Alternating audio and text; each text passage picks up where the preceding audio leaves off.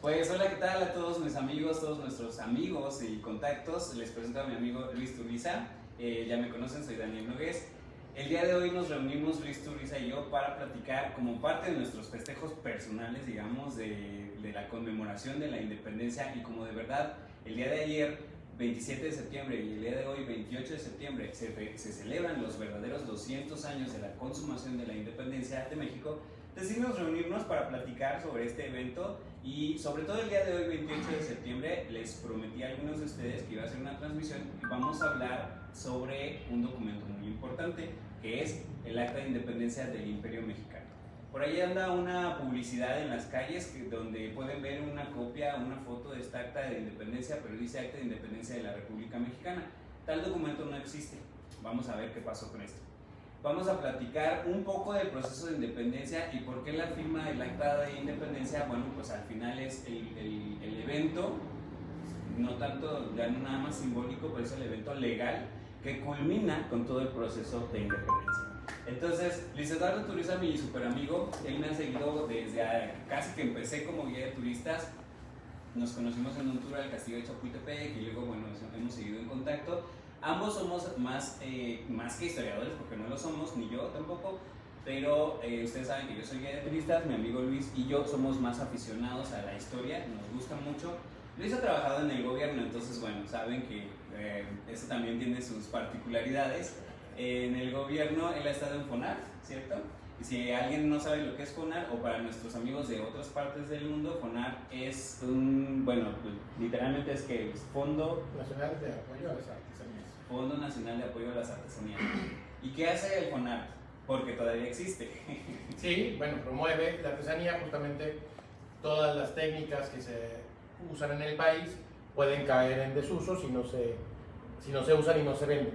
Entonces lo que trata FONAR de hacer es promover el uso y promover la comercialización, capacitación y también la salud de los artesanos. Artesanías, ahí vienen todo el arte huichol con chaquía, vienen los tenangos de Tenango del Valle, viene barro de negro de Oaxaca, viene que talavera también de Puebla. Sí, desde sombrerería también es una línea, la lapidaria, textil, claramente barro, e incluso la laudería es una artesanía, la laudería para hacer guitarras.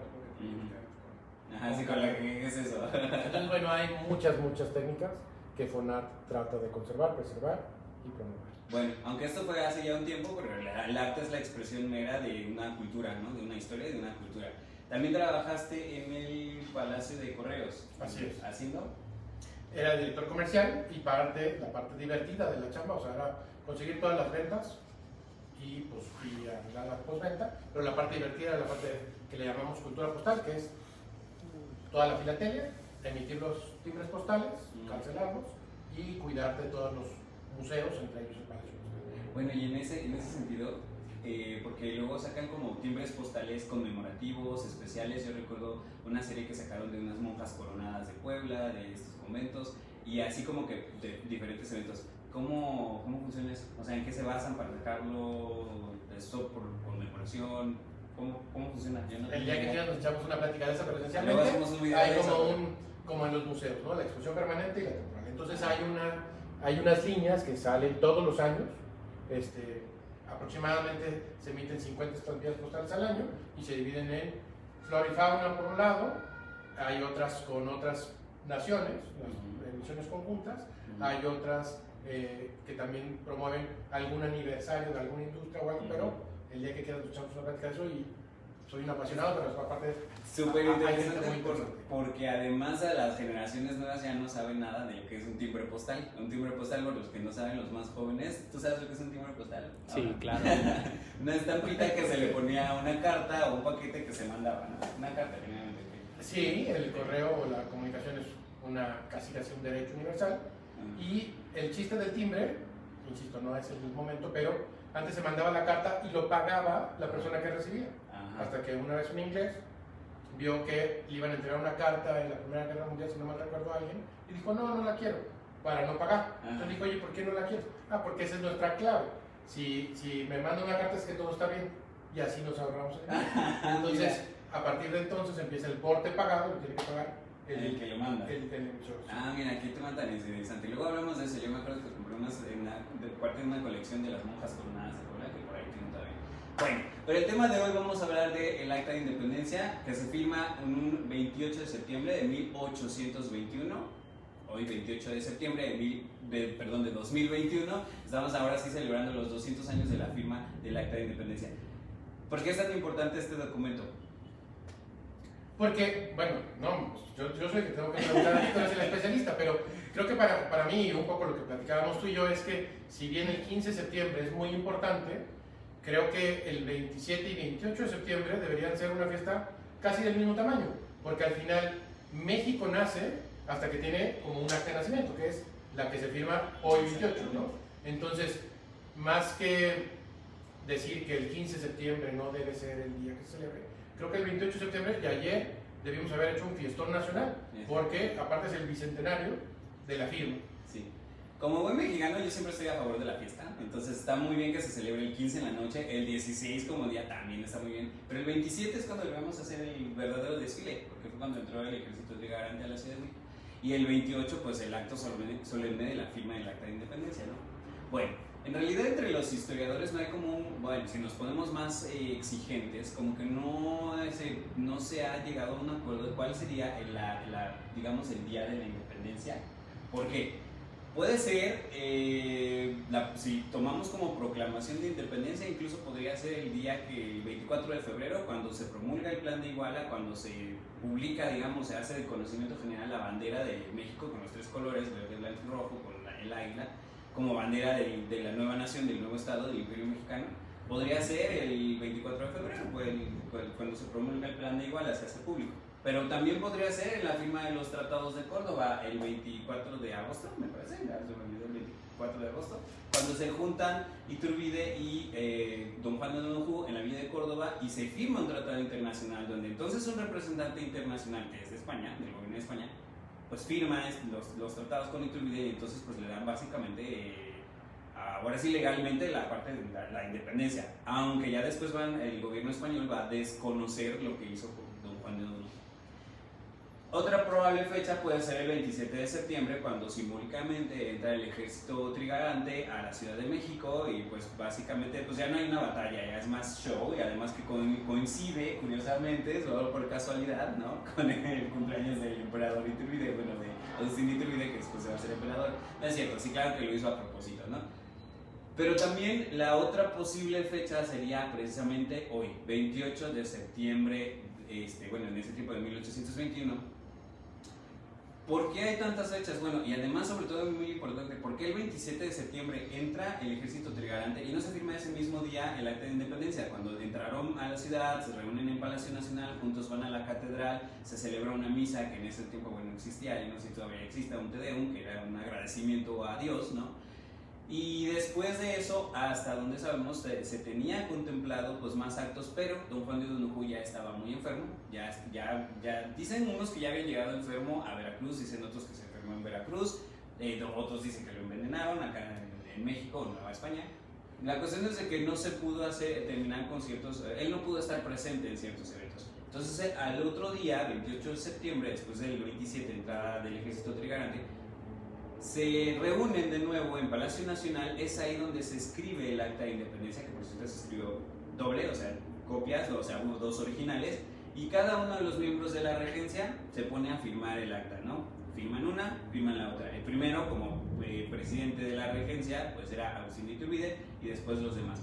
La tercera firma, de hecho, pues no se puso porque era la firma de don Juan de Donojú, y de hecho ahí hay una leyenda que dice lugar de la firma del señor O'Donoghue, porque ella estaba muy enfermo, de hecho unos días después muere y el acta pues ya no la firmó, pero todos los miembros de la regencia la firman.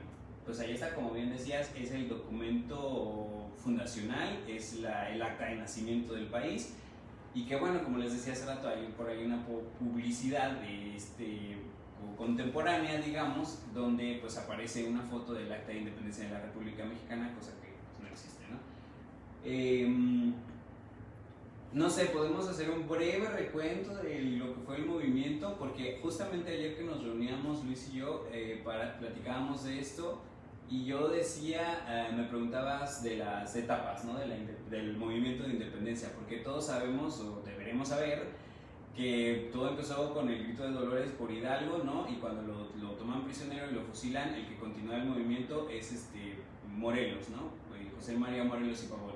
Pero también lo toman prisionero, lo fusilan, y entonces quien continúa la resistencia con la guerra de guerrillas es Vicente Guerrero. Hasta que aparece Agustín de Iturbide en la escena y entonces llama a Vicente Guerrero a unirse. Y entonces esto es lo que algunos historiadores toman como la cuarta etapa o la consumación de independencia, ¿no? Entonces tenemos el inicio, la continuación, la resistencia y la consumación.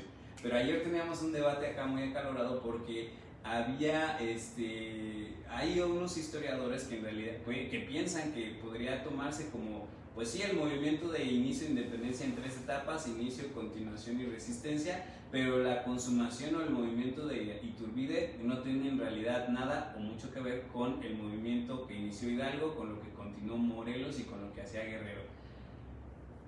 Pues de hecho, por ahí parece que en realidad el plan de Iguala parecería que no retoma nada de la Constitución de Apatzingán, o nada del Congreso de Morelos, o de los sentimientos de la nación, o nada de los ideales de Hidalgo, pero por ahí hay por ejemplo, Morelos fue el primero que declara la abolición de la esclavitud, y eso también lo retoman en el plan de Iguala de alguna manera. Entonces, creen algunos historiadores que sí hay una continuidad en esto, otros que no, que tendría que verse como 2 procesos diferentes. Yo apoyo la idea de que sean 2 procesos diferentes, porque sí creo que Iturbide tuvo como otra visión paralela y él como que concibió su propio plan, que en realidad no quería retomar nada ni de Hidalgo ni de Morelos. Pero como quiera que haya sido, todo esto culmina en aquel feliz, el día, así lo dijo Alamán, ¿no? El día más feliz, el día más fausto de la historia nacional, con la entrada del ejército trigarante, y al otro día con la firma del Acta de Independencia. Por eso es tan importante. El Acta de Independencia, que también tiene su historia por ahí, ¿no? Que se perdió, se la robaron, una se quemó, una de las 2 copias que les decían se quemó, y la otra pues ahí sigue. Pero bueno, no sé qué temas como que quieras que toquemos, qué podemos más decir, que no se haya dicho. Pues mire, yo creo que para que no juegues con mi top, dividimos las 4 etapas, ¿no? Digamos, me interesaría sobre todo que platicáramos o que nos ilustrara sobre cuál era el entorno en el que inicia la independencia, ¿no? Es decir, porque aparte, algo que habrá que aclarar es que no grita Viva México en ese momento Miguel Hidalgo, ¿no? Y tampoco era una independencia y queríamos ser un país independiente. O sea, ¿por qué? Mi pregunta para ti sería, y para darte pie a cómo inicia o por qué cuáles son las circunstancias por las que hay una conspiración y contra quién es la conspiración y cuál era la idea. Es decir, ¿cómo estaba México en ese momento que unos criollos se levantaron? Vamos a tratar de hacerlo muy sencillo porque pues digo, aquí no estamos en una clase ni en una masterclass de historia ni con especialistas, ni lo somos ni es para tampoco, ¿verdad? Es para que la gente entendamos un poquito más, los mexicanos y también gente que son de otros países que les gusta mucho la parte de la historia. Exacto. Entonces, el movimiento es muy complejo, en realidad hay una serie de causas que se juntan, es muy complejo, pero vamos a decir que de las principales causas u orígenes que detonan este movimiento de independencia es, primero que nada, hay que tomar en cuenta las reformas borbónicas, que al llegar los borbones al trono español, reforman como parte de su estado, de su organización, y sobre todo para la Nueva España van a poner más impuestos, ¿no? Que se traducen estas reformas borbónicas en una reforma económica casi. ¿Borbónicas es porque era la familia? Los borbones que llegan al trono español, después de los Austrias, sí, el último Austria, que fue Carlos II el hechizado, ya no pudo tener hijos, se acaba la dinastía de los Habsburgo o de los Austrias en España, y llegan los borbones, que por ahí hay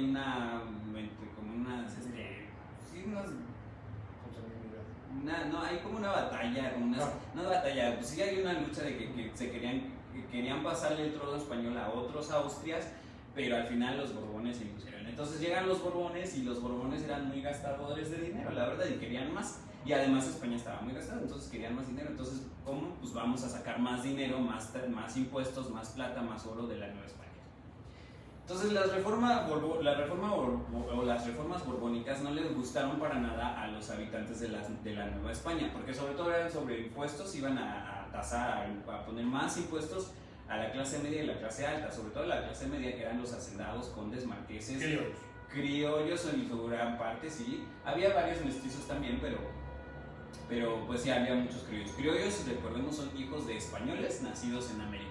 Pero también había ya, las castas ya estaban acá muy mezcladas, entonces no solo eran criollos, también había mestizos, había de otros, ¿no? El punto es de que había hacendados, Hidalgo era un hacendado, ¿no?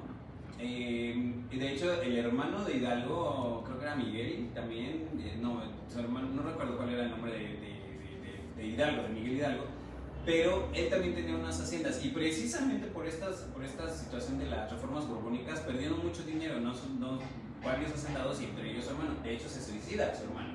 Y imagínate, él era sacerdote, él era cura, y que su hermano se suicide, él se cerró las puertas al cielo. Entonces ya no podía ir al cielo. Entonces esto parece que le afectó tanto a Miguel Hidalgo, que obviamente estaba en contra de las reformas borbónicas y en contra de todo esto. Desde ahí yo creo que se empezó a gestar como un poquito su... Después de las reformas borbónicas que vienen a tasar con más impuestos a la clase de dinero, digamos, otro evento muy importante es la invasión napoleónica en España. Llega Napoleón, invade España, los reyes españoles nunca se imaginaron, pues España nunca había sido invadida ni conquistada de esa manera, ningún rey español había sido antes secuestrado de esa manera. Entonces llega Napoleón Bonaparte, toma prisionero al rey Carlos IV, lo obliga a abdicar en favor de su hijo Fernando VII, y a Fernando VII lo obliga a abdicar en favor del hermano de Napoleón Bonaparte, que era José Bonaparte. Entonces pone a José Bonaparte, su hermano, en el trono español, y a los otros pues se los lleva presos, ¿no? Pues eso era algo impensable. En cuanto venían tomando España los franceses, los portugueses salieron corriendo a América, por eso se viene para acá a Brasil, a sus colonias, digamos, sus colonias entre comillas, americanas, se vienen a Brasil, la familia real portuguesa. Ya después, cuando pasa todo el rollo, se regresan, menos el hijo, pero esa es otra historia, porque así se funda el imperio brasileño. Después hablamos de eso. Pero los españoles se quedaron y los tomaron, digamos, prisioneros, ¿no? A Fernando VII y al rey Carlos IV. Y entonces ahí es donde eso fue lo que gritó Miguel Hidalgo y Costilla la noche del 15 de septiembre en el pueblo de Dolores, gritó: muera el mal gobierno, viva el rey Fernando VII, ¿no? Porque querían pues que los liberaran. Y entonces aquí en la Nueva España lo que pasó fue que la gente se confundió. A ver, no vamos a reconocer al gobierno francés ni a José Bonaparte, pero vamos a... ¿Qué va a pasar entonces? Entonces, gente aquí en la Nueva España pensaron en crear un gobierno autónomo. En lo que veían, no era cortar con el rey, no era un movimiento de independencia, era un gobierno autónomo de la Nueva España, en lo que veían qué pasaba en España. ¿Qué pasaba con Napoleón? ¿Qué pasaba con el rey secuestrado? En efecto, después Napoleón se retira, libera al rey, regresa el rey Fernando VII. Ahora sí, ya no regresó Carlos IV, por alguna razón ya se quedó Fernando VII. Pero que creen que ya habían pasado la cuestión de las Cortes de Cádiz, que habían promulgado la Constitución de Cádiz, que era una constitución muy liberal, obligó al rey Fernando VII a obedecer a esta constitución, pero después a Fernando VII no le pareció, como que regresa renovado de absolutismo, y entonces en la Nueva España ahí fue donde ya dijeron, bueno. ¿Te están checando con lo que ¿Te están checando lo que si nos están monitoreando? Bueno, el punto es de que por todos estos elementos, al final, el movimiento que inició Miguel Hidalgo, que fue como en favor del rey Fernando VII, se vuelve, en algún momento, no sabemos en realidad, o sea, la historiografía tampoco es clara, porque pues tampoco es como que quede claro qué le pasó a Miguel Hidalgo, en qué momento empezó a ordenar matar españoles. Porque, ¿qué pasa? Salen del pueblo de Dolores, se van a Totonilco, ahí en Totonilco, donde está esta iglesia maravillosa que le dicen la Capilla Sixtina de América, que yo creo que sí es digna de eso. Toman ahí el estandarte de la Virgen de Guadalupe y se van a San Miguel de Allende, bueno, antes San Miguel el Grande. Ahí es donde llegan a encarcelar españoles. En la cárcel de San Miguel de Allende liberan a los prisioneros y meten a los españoles. Pero ya llegan, se van a Guanajuato, y llegando a Guanajuato ya hacen la matanza, la masacre de la Alhóndiga de Granaditas, ¿no? Donde está como héroe el Pípila, que quién sabe si existió, también dicen que quién sabe si existió. Pero bueno, el punto es de que Es que a Luis no le gusta que le rompan su educación de años. De libros de primaria. De sus libros de primaria y todo está. Pero bueno, el punto es el que ya hacen esta matanza en la Lóndiga de Granaditas. Y esa matanza nunca se les va a olvidar a nadie, ni a los españoles, ni a los criollos, ni a nadie, ¿no? ¿En qué momento este movimiento se volvió así de agresivo, de destructivo? Porque además la gente abandonó los campos, las minas, saqueaba haciendas, robaban, entonces, y en algún momento ya Hidalgo se puso a gritar, tomen todo lo que les pertenece y que por años se les quitó, todo es suyo. ¿En qué momento pasó de una cosa a otra? Cuando lo toman prisionero, todo esto va en su contra, ¿no? Cuando le hacen su juicio y por eso lo fusilan, porque le dicen hizo esto y mató y tal, y él en su, y ahí está el documento de su proceso legal, ¿no? En su contra, y sus declaraciones, y él dice, es que no sé qué me pasó, me dio, ¿cómo dijo? Como que me dio el frenesí, me invadió el frenesí o algo así. Que frenesí para esos tiempos era una locura y él acepta que alguna locura lo poseyó y que por eso empezaron a hacer lo que hicieron. Había así matanzas de españoles, ¿no? Tenían de hecho un señor que se encargaba de esas ejecuciones, no recuerdo su nombre, pero así, agarraba un grupo de españoles, se los llevaba y los mataba, los descabezaba, o sea, por eso cuando todo esto empezó en su contra, lo fusilan, después... Menos de un año después de 15 de septiembre. Menos de un año, sí. Yo me preguntaba, si llegó a la Ciudad de México, llegó por la parte de la entrada de Toluca, ¿por qué no tomó la Ciudad de México? Pues nadie sabe, no vamos a saber, pero yo creo que entre que no quería que se repitiera lo de Guanajuato, pero además la Ciudad de México, pues no es Guanajuato, entonces en la Ciudad de México sí va a haber, o sea, me refiero a que una ciudad grande, Guanajuato es más pequeña. Acá había más, en la Ciudad de México había más ejército, más soldados, más gente que cuidara. Entonces a lo mejor ahí quién sabe cómo se hubiera puesto el movimiento. Entonces decide Hidalgo irse al norte e ir a los Estados Unidos a buscar apoyo, armas, dinero, pero ya hacen el rumbo de hacia Chihuahua, en las noches de Bajan, le tienden una emboscada y los hacen prisioneros a Hidalgo, a la Allende, a los Aldamas y a muchos más, y a todos pues los pasan por las armas, ¿no? Y por cierto que les cortan la cabeza y van y las ponen en las 4 esquinas de la Lóndiga de Granaditas en Guanajuato, pues para que... Por años, ¿no? Por años, ahí se hicieron calavera para que la gente viera pues qué le pasaba a los... Y además como un recordatorio, a los insurgentes, y además como no sé, como para honrar lo que pasó a los españoles que mataron ahí. El punto es de que pues el movimiento pues lo continúa Morelos. Morelos ahí termina la primera etapa. Esa sería la primera etapa, sí, claro. Y la segunda... Los primeros, sí. Y la segunda pues sería la continuación con José María Morelos y Pavón a la cabeza, y María Morelos y Pavón, él sí le va a dar ahora un movimiento más legal, como una forma más legal al movimiento. Él va a ser el que crea el primer congreso, la primera, digamos, yo le llamaría boceto de constitución, aunque la historia oficial y los gobiernos oficiales quieren, y muchos historiadores quieren tomarlo como la primera constitución de México, la constitución de Apatzingán, pero la realidad es que esa constitución nunca rigió nada. O sea, como decías ayer, se creó el Congreso de Chilpancingo y estaban huyendo de un lado para otro. En realidad la constitución que hicieron pues era muy bonita y todo, pero nunca... Pues es letra muerta, ¿no? O sea, sí, de forma sí cumple con las formas para hacer la constitución, pero nunca... Yo creo que puede ser tomado como un proyecto de constitución, a lo mejor ni siquiera ya como una constitución, pero bueno.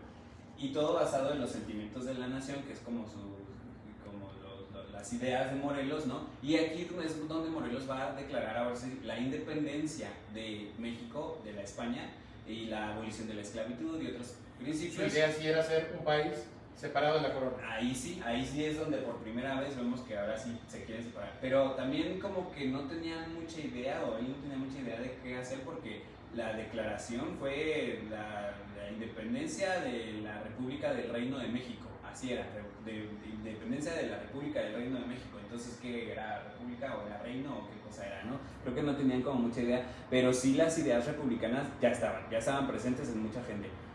Yo creo que porque venían de Estados Unidos. Digo, Estados Unidos ya había tenido unos años antes su propia independencia, eran una república, y las ideas de la Ilustración y la Revolución Francesa y todo eso, claro, ya estaban presentes esas ideas, pero acá todavía como que no sabían qué pasaba. Pero ¿qué pasa? Que, bueno, y Morelos, que era también un sacerdote, se vuelve un gran militar, porque la verdad es que no se formó como militar, pero ahí iba y nadie lo venció. Ni Iturbide, pero tampoco venció a Iturbide, entonces ahí hay otro debate. Pero al final, bueno, también lo vencieron el día que lo capturaron. Y igual. Ahí termina la segunda etapa, que es el año 1813, con la muerte de Morelos, sí. Okay. Sí, ¿no? Es que ahí me quedé pensando en el 13, hora 16, hora 15. Era 15, bueno, ¿no? 1815. La segunda etapa, 1815. La continuación termina con el fusilamiento de Morelos. Morelos. Y además la disolución del Congreso de Chilpancingo y pues como la Constitución del Congreso de la Constitución y nada nada siguió. Pero de ahí a 1821. No, espera, ahí viene Vicente Guerrero. Vicente Guerrero es el que, pues ya a la muerte de Morelos, Vicente Guerrero continúa, digamos, la llama de la rebelión encendida con sobre todo la guerra de guerrillas. Ahí se va al área de Guerrero, precisamente el actual estado de Guerrero, y pues ahí sigue con unas batallas, ¿no? Como que ataca al ejército virreinal, se retrae, lo ataca, se retrae. O sea, más como una resistencia. Sí, más que una resistencia, así se le llama, ¿no? Inicio, continuación y resistencia. ¿Qué pasa? En este tiempo, pues es cuando se empieza a gestar ahora sí toda la ideología, no solo política, digamos, de Agustín Iturbide. Agustín Iturbide en este momento se retira después del fusilamiento de Morelos, se retira un poco porque Agustín Iturbide empezó a tener muchos enemigos, muchos detractores. Dicen que era muy cruel, pues bueno, sí hizo barbaridades, la verdad es que pues, mandó a matar a las esposas de unos prisioneros que no sé quiénes tantos agarró, y los niños también, y mandó fusilarlas a todas. Tráfico de influencias también. Sí, también, que dicen que se empezó a hacer rico porque ahí controlaba cobraba ciertos pasos de mercancía como peajes o cosas, ¿cómo se llaman? Porque era como el comandante como de esa región, ¿no? Ajá. Entonces como que se empezó a hacer rico y entonces bueno, le hicieron un juicio, al final se le declaró inocente de todo o absuelto, que creo que no es lo mismo ser inocente que ser absuelto, pero entonces él decide, pues ya, se regresa a Michoacán, se regresa a Valladolid y se pone a administrar los negocios de su familia, pero yo creo que es aquí cuando empieza como a gestar más, a darle más forma a sus ideas, porque según lo que él mismo dice y lo que algunas fuentes dicen es que él nunca estuvo nunca estuvo en contra de la independencia, de la forma de cómo lo hacían, ¿no? De la destrucción, de la matanza, del destruir la economía, del abandonar y saquear, abandonar las haciendas y los campos y saquear y destruir. Y de hecho alguno de sus mejores amigos les llega a decir, la independencia es inminente y va a pasar y se tiene que hacer, pero no así, ¿no? Entonces él empieza a gestar su movimiento, su ideología política más como por la vía pacífica, más como por, digamos, sí, como por acuerdos, ¿no? Convencer a la gente y se pone a escribir una de cartas y la manda a todo el mundo, hasta afuera de México, y empieza a llamar a los miembros de la iglesia, a los miembros del ejército, a comerciantes, a nobles, a todo el mundo empezó a llamar. Desde Valladolid. O sea, desde el retiro. Sí, yo creo que desde ahí empieza la situación, pero aquí cuando su estrella, digamos, empieza a brillar con más fuerza, es cuando en la Ciudad de México se da algo que se conoce como la conspiración de la profesa. Ahora hay unos historiadores que dicen que, bueno, es que en realidad no hay evidencia de la conspiración de la profesa, todo es como que por lo que dicen, ¿no? Y como dice mi amigo el doctor Zunzunegui, pues es una conspiración, la idea es no dejar pruebas, ¿no? Entonces, claro, ¿cómo compruebas que hubo una conspiración? Y se llama la profesa por la iglesia. Por la iglesia, y en el centro de la iglesia de la profesa, que fue parte del colegio de los jesuitas. Bueno, ahí había... a 2 cuadras de Zócalo, para los que no están aquí. Y dicen que estaba enfrentito de la casa de la Güera Rodríguez, esta mujer tan famosa. La Güera Rodríguez, es que esa es otra historia, pero bueno, en la conspiración de la profesa, ahí participaba el obispo Matías de Monteagudo, entre otros grandes figuras de la sociedad y la política y del ejército también. Y por alguna razón, la Güera Rodríguez, que estaba metida, dicen que era chile de todos los moles, ¿no? Eso, estaba metida en todos lados, ¿no? Y pues también dicen que usaba su belleza y sus encantos y sus relaciones y sus conexiones pues para tener ciertos logros. Entonces, como sea, parece que ella estaba metida en la conspiración de la profesa y parece que ella es la que dice en la conspiración que recomienda que Agustín de Iturbide sea nombrado como jefe del Ejército del Sur para combatir a Guerrero, ¿no? Llaman a Agustín de Iturbide, le dan el puesto y Iturbide toma el ejército, se va al sur a combatir a Guerrero, pero parece que desde ahí ya tenía claro lo que quería hacer. Pero eso era lo que querían en la conspiración de la profesora, terminar con Guerrero. Sí, esa era la misión. Sí, esa era la misión, pero parece aquí es donde acusan a Iturbide de traidor, porque primero porque persigue a insurgentes y después porque le dio la espalda a los que lo nombraron capitán general o no recuerdo, comandante del Ejército del Sur. Se va a Guerrero, en realidad tiene como unos enfrentamientos, pero yo digo, porque luego la historiografía dice que nunca pudo derrotar a Guerrero, yo digo que más bien estaba como que midiendo fuerzas y viendo como por dónde estaban, como checando el terreno. El punto es de que empieza luego a escribir cartas a Guerrero diciéndole, oye, pues ya, mejor únete. Y Guerrero todavía se hizo el difícil al principio. Pero sí hay ahí una batalla, no recuerdo cuál, en la que le rompe la línea porque Iturbide tiene otro batallón y le rompe la línea de comunicación. Sí, o sea era una Guerrero. Sí hubo unas batallas, sí, y Guerrero conocía perfectamente su territorio, ya llevaba años ahí, como 5 años, ¿no? Sí hubo unos enfrentamientos, pero en esta medición de fuerzas yo no creo que Iturbide haya llamado a Guerrero porque no podía contra él. O sea, yo creo, una guerra de guerrillas no es fácil, y por eso duran tanto tiempo, a lo mejor sí, por eso, no lo hubiera podido derrotar por ese lado, pero no era la idea de Iturbide tampoco derrotarlo, yo creo. La idea era llamarlo a él y a todos los miembros de la sociedad para unirse en un fin común y llegar ya a lo que ya era una necesidad. Era una necesidad política, económica y social de tener esa independencia.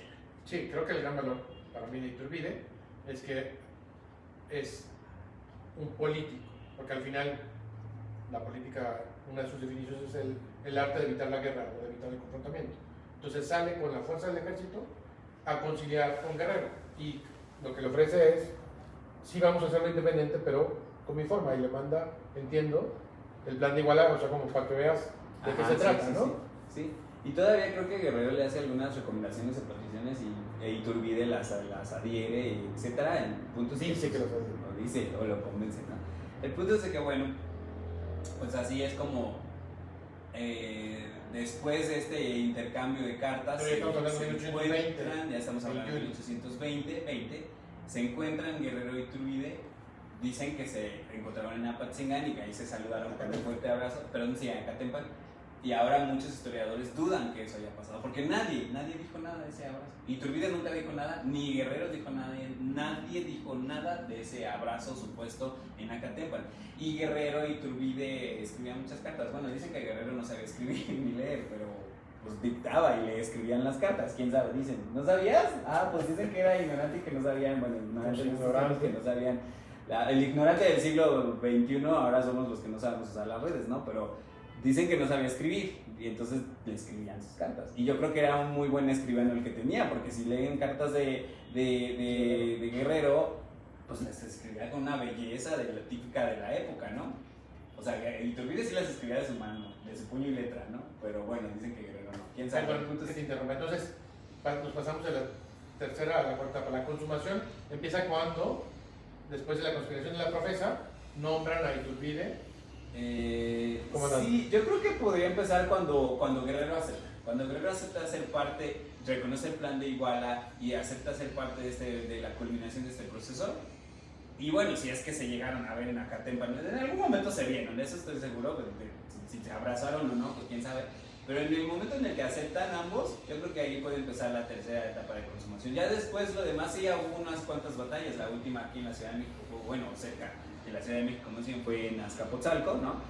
Pero ya más bien fue ya más actos ya más simbólicos, hasta que, bueno, se enteraron acá en la Nueva España, ya bajo este orden, y ya cada vez las provincias se iban adhiriendo más al plan de Iguala y todos los reconocían y ya todos estaban casi que de acuerdo.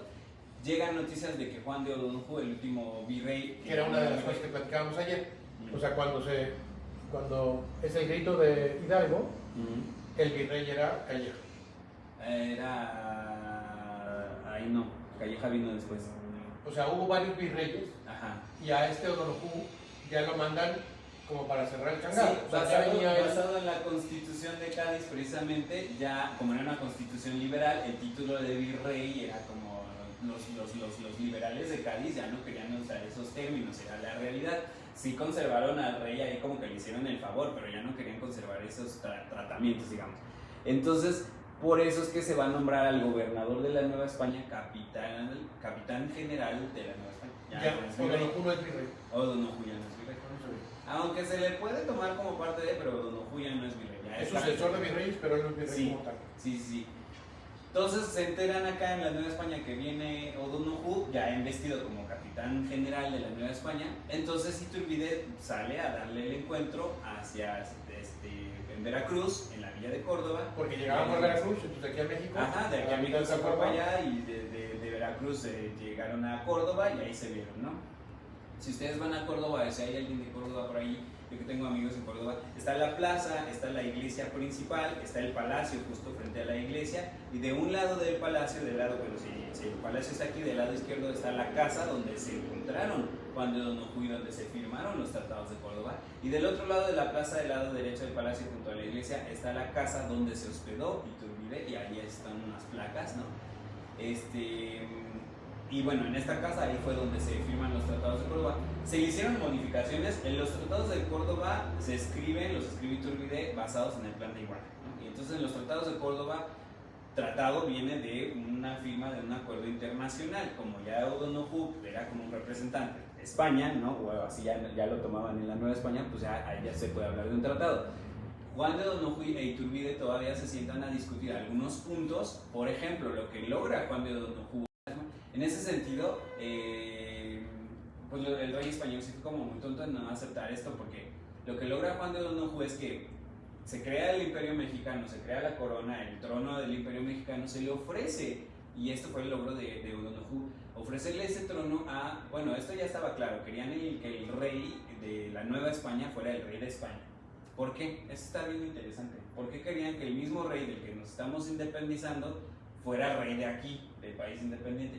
Hay que entender que ellos no tenían nada en contra del rey. Bueno, digamos que no tenían nada en contra del rey, pero en 300 años de colonia o virreinato, que sea más propio llamarlo, ninguno de los reyes españoles vino a visitar ninguna colonia en América, o ningún virreinato, o ningún territorio americano. Ninguno, ¿no? En la catedral tenemos el altar de los reyes, que era un espacio reservado también en la catedral de Puebla, creo que en la de Morelia, o el altar de los reyes, un espacio reservado para los reyes, digamos una capilla detrás del altar principal para que rezaran en privado en caso de que visitaran. Nunca visitaron. Los primeros reyes de España que visitaron fue Juan Carlos y Sofía en el año 2002, me parece.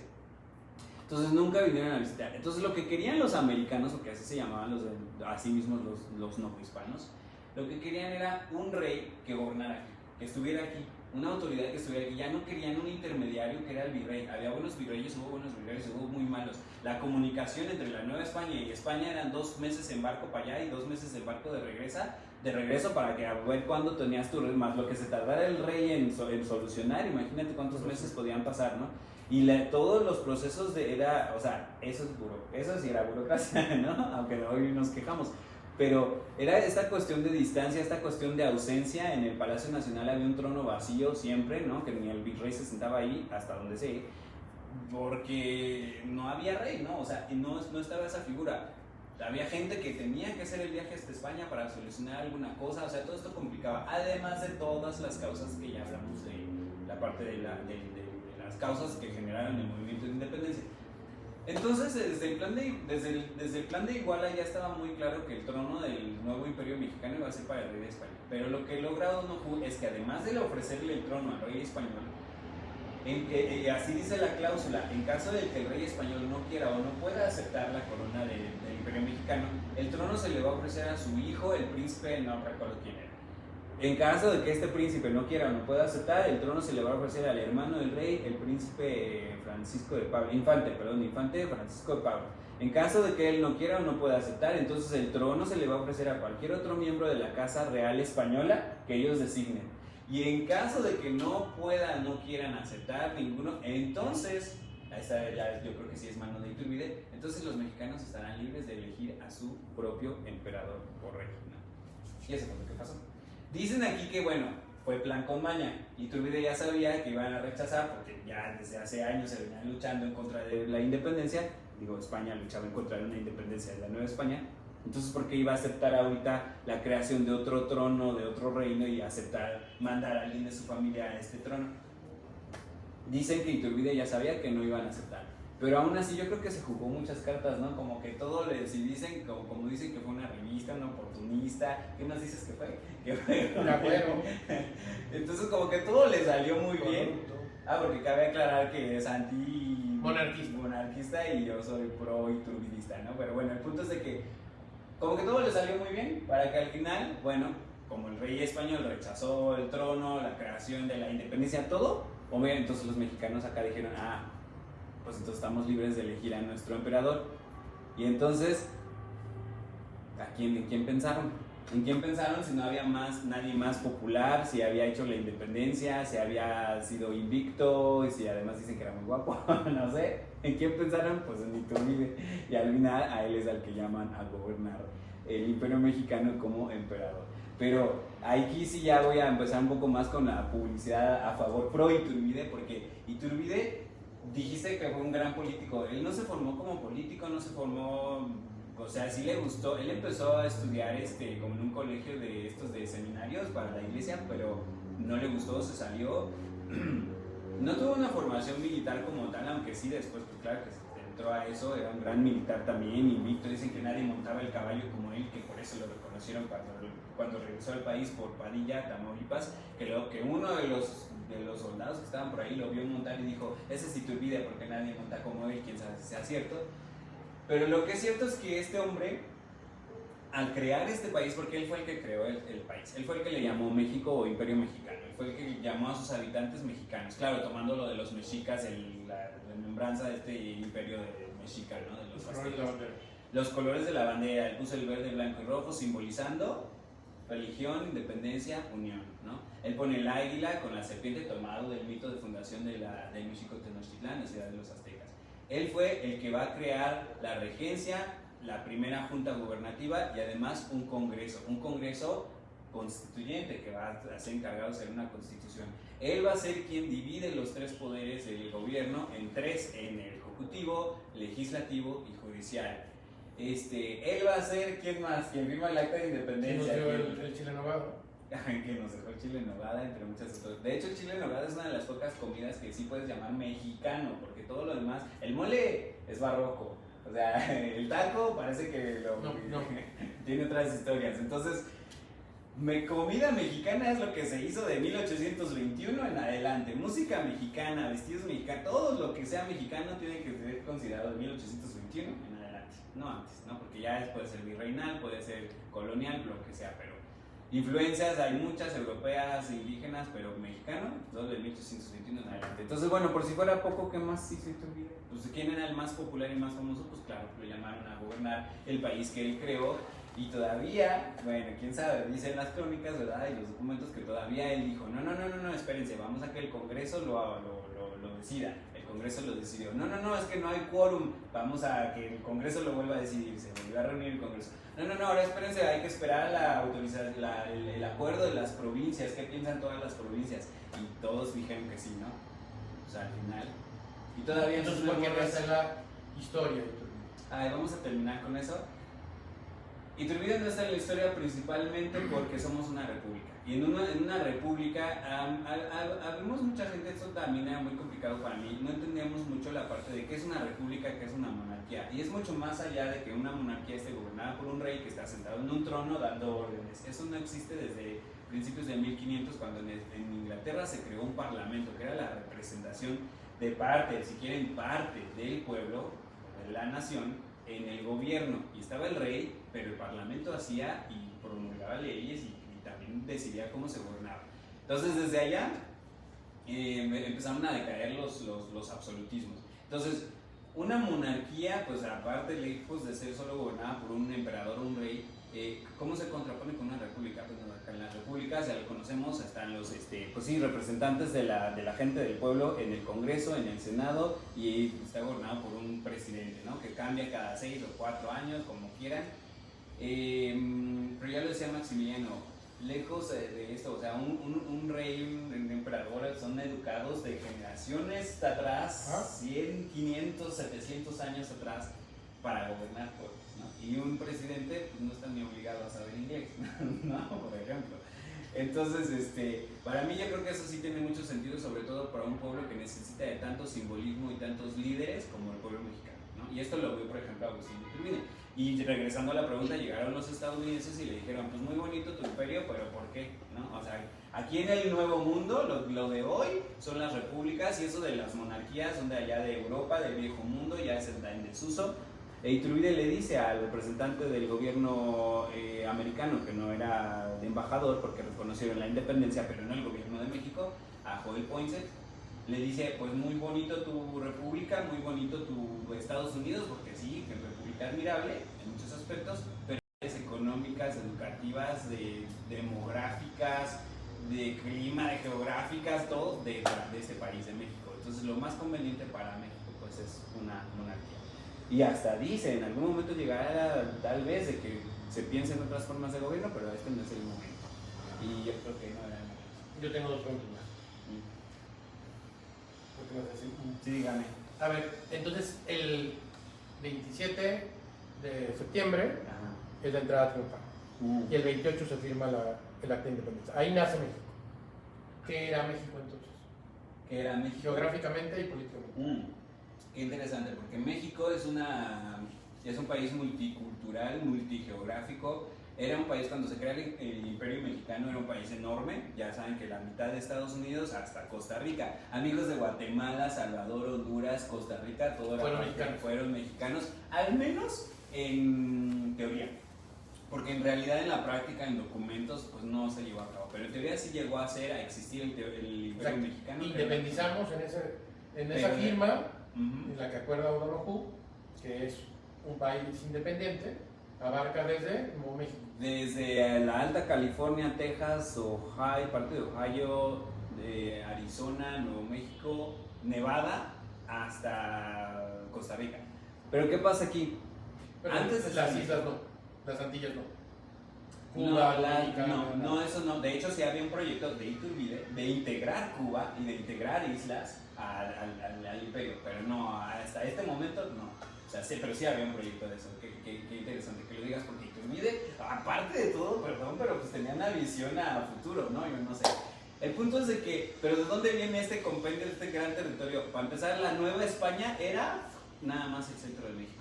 La Intendencia de México, que era el Estado de México, la Ciudad de México, Puebla, Veracruz, Oaxaca, todo el centro de México, esa era la Nueva España. Lo de arriba del norte eran intendencias, eran provincias, lo de abajo también eran provincias, estaba la capitanía de Yucatán, el reino de Guatemala. Además, hoy analizamos el mapa, con Abraham estaba la intendencia de las provincias internas de Oriente, las provincias internas de Occidente, y dentro de estas estaba el reino del Nuevo León, el reino de la Nueva Vizcaya, el reino del Nuevo Santander. O sea, bueno, era una división política muy complicada, pero lo importante es de que al declararse la independencia o proclamarse la independencia de la Nueva España y crearse el Imperio Mexicano, la Nueva España pues ya desaparece y el nuevo Imperio Mexicano se crea con todo esto, con todos los territorios, y se mandaron cartas y documentos a El Salvador, a Guatemala, y todo era parte de lo mismo, ¿no? Que ya después en la conformación del Congreso ya no llegaron nunca los diputados de El Salvador, no llegaron los de Costa Rica. De hecho, los de Costa Rica ni se enteraron en qué momento se hicieron independientes, en qué momento fueron parte de México y en qué momento ya no eran parte de México, así, ¿no? Pues sí, ahí viene esta conformación del territorio. Y lo del norte, pues ya sabemos que se perdió con la invasión de Estados Unidos, pero esos territorios, bien sabemos, ya estaban perdidos. ¿Y políticamente cómo nació México? Era un imperio. Políticamente nació, de paso de ser el virreinato de la Nueva España a ser el imperio mexicano, con una monarquía constitucional desde el principio. Ahí está otra vez la visión de Iturbide, una monarquía constitucional, una monarquía con un congreso, con una representación, sí, por estamentos, o sea, por sectores de la sociedad. A lo mejor no era completamente representativa, pero pues ¿quiénes eran los que decidían? Los comerciantes, los pudientes, o sea, pues, tiene cierta lógica, ¿verdad? Si pensamos en 1820. Entonces sí había una representación, había un congreso, él vio pues claramente que, o sea, claramente que cuáles eran los peligros de depositar en una sola persona o institución, porque así lo dijo, los tres poderes. O sea, no puede un emperador, por más emperador que fuera, ser el cabeza del ejecutivo, ser cabeza del legislativo de impartir la justicia. Desde ahí Iturbide dijo, yo no voy a impartir justicia, yo no voy a hacer leyes, las leyes las hacen ustedes, la justicia ustedes, yo nada más superviso. Eso me parece muy excelente. Porque ahora, digamos, ¿quién supervisa a un presidente? Es lo que decíamos ayer, el pueblo. Pero bueno, entonces, para que un pueblo supervise a un gobernante, ay, perdón si esto va a sonar muy bien lo que voy a decir, pero tiene que ser un pueblo educado y culto. Para que pueda exigir, y si no lo hace bien, mira, de patitas para afuera. Esa sería la siguiente. Pero entonces, la importancia del 27 o 28 de septiembre, 27 y 28 de septiembre, es que dejamos de tributar desde el punto de vista económico.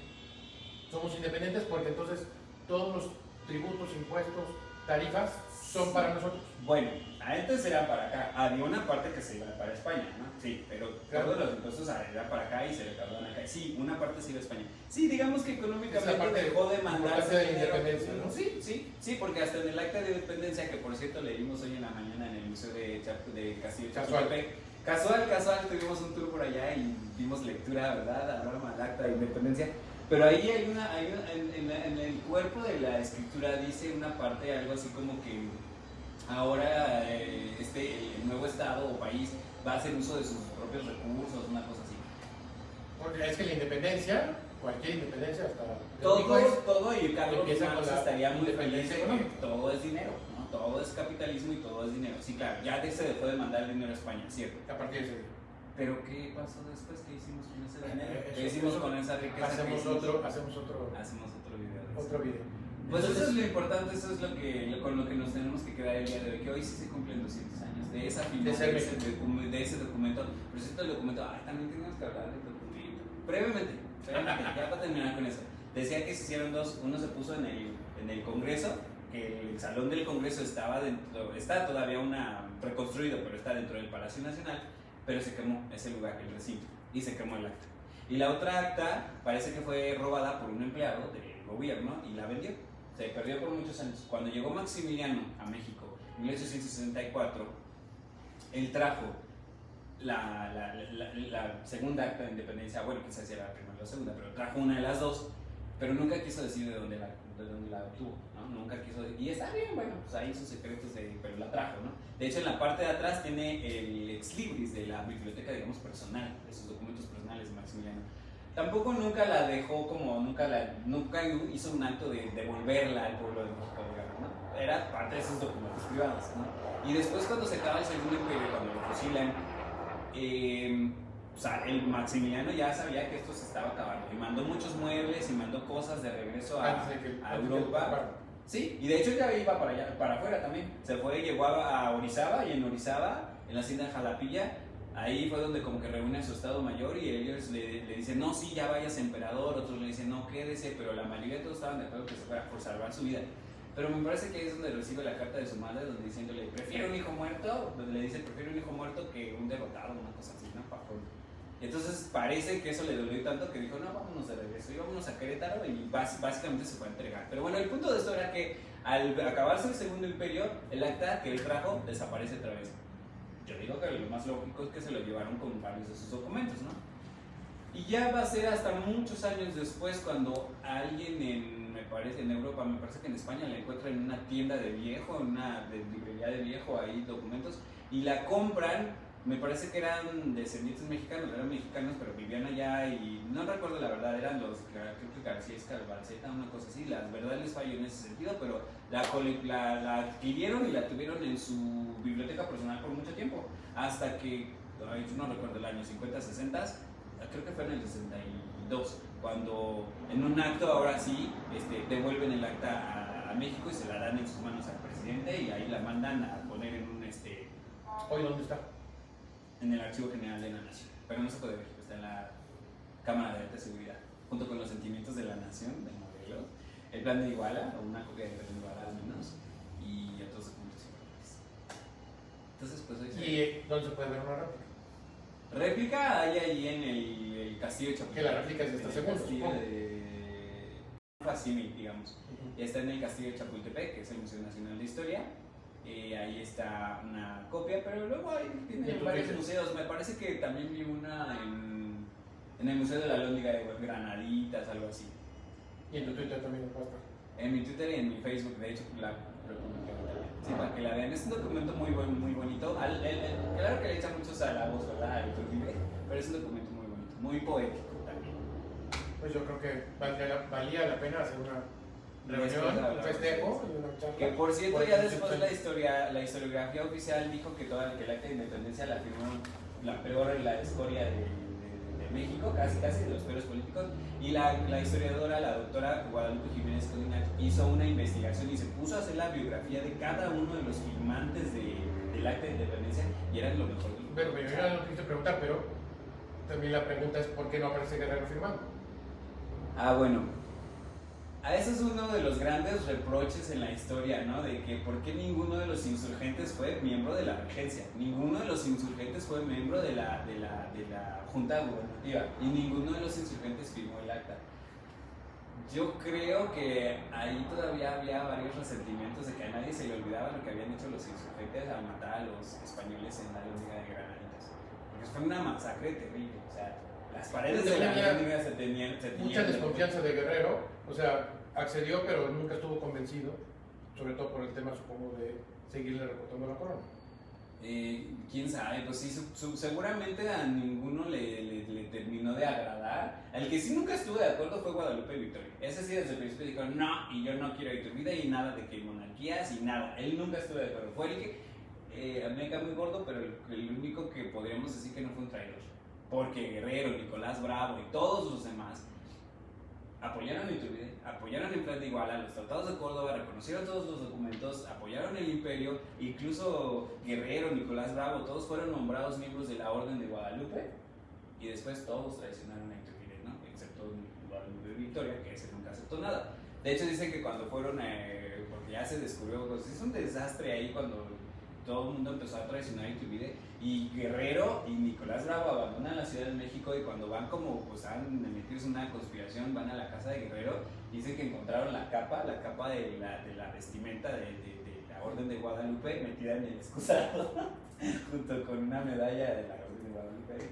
Quién sabe si sea cierto o no, pero pues qué grosería, ¿no? Qué feo. O sea, lo hizo caballero de la Orden de Guadalupe y así le pagó, poniéndola en el excusado ahí. ¿Por dónde vive? Quién sabe, no sé. Bueno. Pero bueno, espero que les haya gustado esta plática y luego hacemos otras pláticas. Lo que me gusta mucho es tener, este es mi primer invitado, es muy especial, porque sí vamos a seguir platicando. Se hace muy bien aquí la discusión, más cuando uno es pro Iturbide y el otro no sabe nada de Iturbide.